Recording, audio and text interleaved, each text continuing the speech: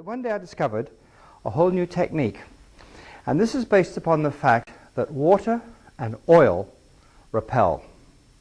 So what I've got today is a series of paints.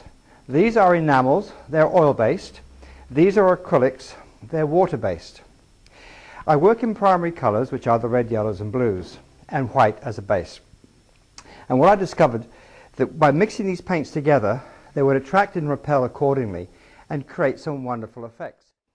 And of course, I don't quite know what's going to happen because I call them spontaneous creations. The paintings will develop as I throw the paint on the canvas. I can control it and create a certain effect, and then I lose control the minute I've finished and I put my canvas on the floor to dry. The paints then start to move and make the most incredible, beautiful effects. So, starting off with white, I'm going to pour a white enamel on this canvas, just for starters, okay? Now that's my white enamel. That's an oil-based paint. Now next to that, I'm going to pour an acrylic white paint. Now, oil floats on water. If I put the acrylic on top of the oil will try and come through. It's less dense, it will come through the water paint. So now I'm going to take, we've got the oil base here, so I'm going to take a blue water base paint and I'm going to pour that onto the white oil based enamel, and I will take a blue enamel based paint and pour this onto the water based white.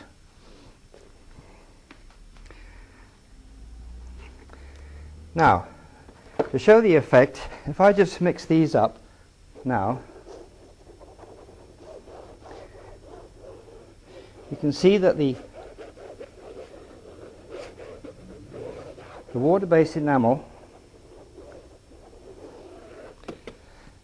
is going to quietly come through, and on this one here,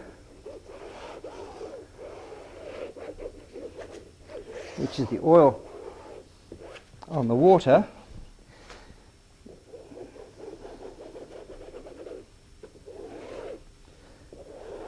that will float. Now you can see how this is dispersing already as the oil tries to come through and float on the water, and you get this lovely little effect here. Now I can call this a seascape because seascapes are blue and the white waves. So having got that far, I have many choices on how to manipulate these two colors. If I pick up my canvas and start to roll it around, the paints will start to run. And that's why it's important to have a lot of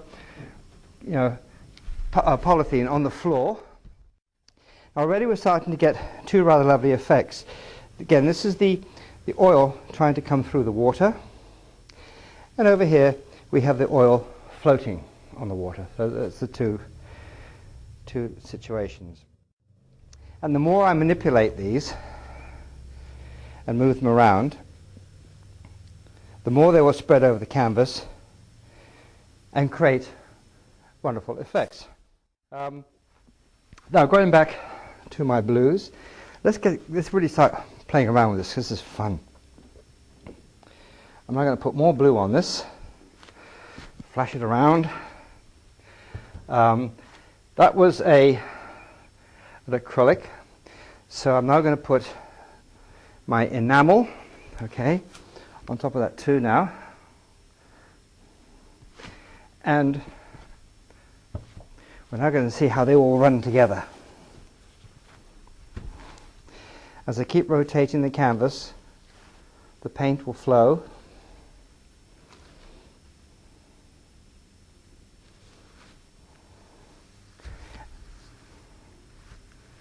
And already we're starting to get some neat effects.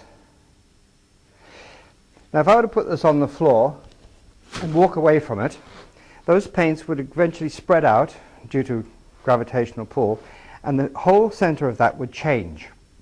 It wouldn't stay like that until eventually it gets to a point where it's drying And of course, this technique, the paints dry very quickly. They really do. So I then the other day thought, I can have fun with this. So I then got a roller out. And this is my new game. By mixing these paints into each other, I start to get, look at that, isn't that it's a sky with clouds.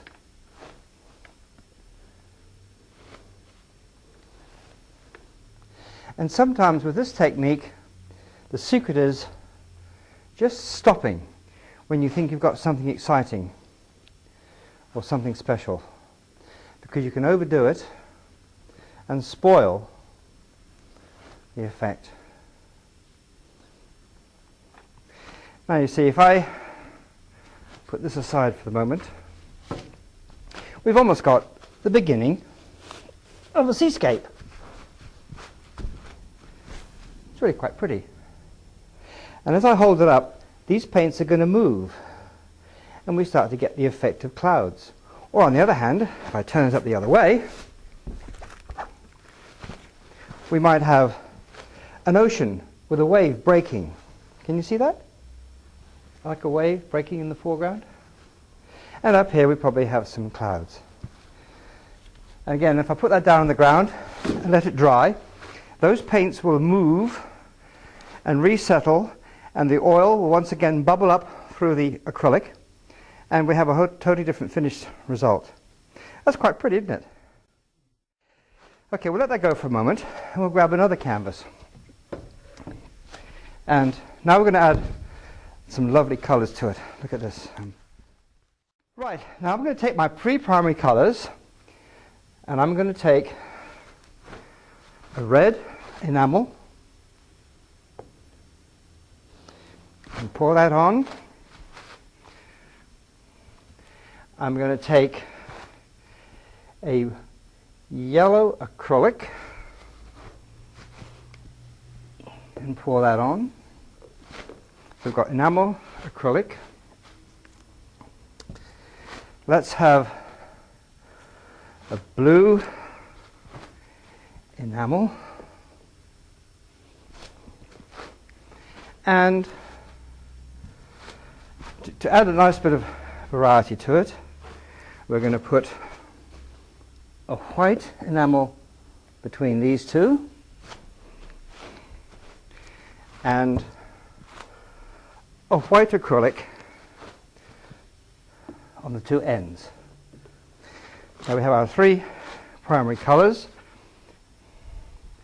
and we have our three oil and acrylic paints. Now, let's start again. Now we're going to let them all run in together.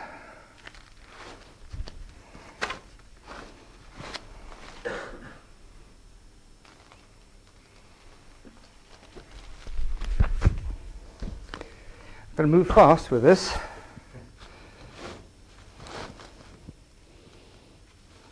And I've got no idea what this is going to turn out at all at this point in time. And as my imagination sees something happening, and I think, all right, that looks pretty cool, I'll stop at that point.